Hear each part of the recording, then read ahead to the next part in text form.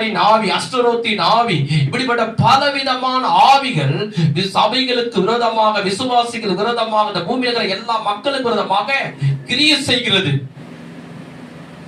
அந்த ஆவிகளை எப்படி நாம ஜெயிக்க முடியும்?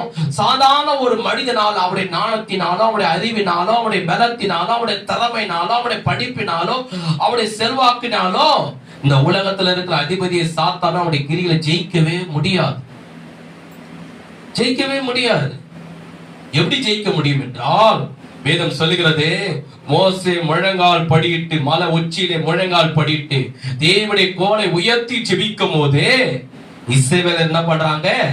அமீனர்களை ஜெயிச்சுக்கினே வராங்க, சாகடிச்சுக்கினே வராங்க. கைகதட்டி ஆண்டவரை ஸ்தோத்திரம் பண்ணுவோம். நல்ல கைகதட்டி ஆண்டவரை ஸ்தோத்திரம் பண்ணுவோம். அதே போலதான் உங்க வாழ்க்கையில, உங்கள் வாழ்க்கையிலோ நீங்கள் எப்போ தேவ சமூகத்துல முழங்கால் படிடுறீங்களோ, உங்க வீட்டு உள்ள கதவை சாத்தி முழங்கால் படிடுறீங்களோ, தேவாலயத்துல வந்து முழங்கால் படிட்டு நம்ம பரலோகத்துல தேவனை நோக்கி கைகளை உயர்த்தி ஜெபிக்கிறீங்களோ, அப்போது என்ன நடக்கும்? உங்களுக்கு விரோதமாக, உங்க குடும்பத்துக்கு விரோதமாக, உங்க பிள்ளைகளுக்கு விரோதமாக, உங்க கணவருக்கு விரோதமாக செயல்படுகிற எல்லா துரதனங்களையும், அதிகாரங்களையும், கர்த்தத்துவங்களையும், வானமற்ற பொல்லாத ஆவியிலும், உங்க பிள்ளைகளை அடிமைப்படுத்துகிற தீமையான அசுத்த ஆவிகளும், குடியில அடிமைப்படுத்துகிற குடிவெறியின் ஆவிகளும், எரிச்சலை உண்டாக்குற ஆவிகளும், சண்டையை உண்டாக்குற ஆவிகளும், பலவீனத்தை உண்டாக்குற ஆவிகளும், ஒரு மனதை குலைக்கிற ஆவிகளும் எல்லாவற்றையும் என்ன பண்ணுவாரு? தேவன் தம்முடைய தூதன் அனுப்பி அவைகள் கிரிகள் அழிப்பாரு, அவன் ராஜ்யங்கள் அழிப்பாரு, அவன் திட்டங்கள் அழிப்பாரு, அவனுடைய கெட்ட ஆலோசனை கர்த்தர் அபத்தமாகி போடுவார். உனக்கு விரோதமாய் உருவாக்கப்படுற எந்த ஆயுதமோ ஆமே. கைதடி கர்த்தரை மகிமைப்படுத்துவோமா? அதுக்குதான் நம்ம சொல்லப்படுகிறது.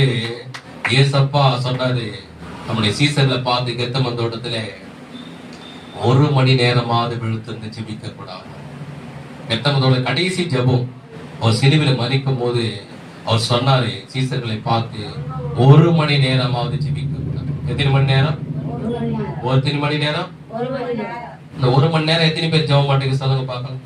என் வீட்டுல நான் 1 மணி நேரம் கரெக்டா ஜெபிக்கலையா? கைகளை வச்சு காண்பீங்க. ஆமே. நம்ம 1 மணி நேரமாவது ஆண்டு சமூகத்திலே நம்ம ஜெபிக்கணும். நம்ம ஜெபிக்கும் போதுதான் சாத்தான் தோற்று போகும். நாம் ஜெபிக்கும் போதுதான் பிசாசின் கிரிகள் அழிக்கப்படும். நாம் ஜெபிக்கும் போதுதான் குடும்பத்தில் சமாதானம் உண்டாகும். நாம் ஜெபிக்கும் போதுதான் தேவ ஆசீர்வாதம் குடும்பத்தில் கடந்து வரும். நாம் ஜெபிக்கும் போதுதான் சத்துரு வைத்திருக்கிற எல்லா கண்ணிகளும் தடைகளும் கர்த்தர் உடைத்து போடுவார். நம்ம எப்போ ஜெபிக்க ஆரம்பிக்கிறோமோ அப்போதோ நம்முடைய குடும்பத்துக்கு, நம்ம சபைக்கு, நம்முடைய பிள்ளைகளுக்கு விரோதமாக வருகிற எல்லா தீய சக்தியின் ஆவியை கர்த்தர் தம்முடைய தூதர்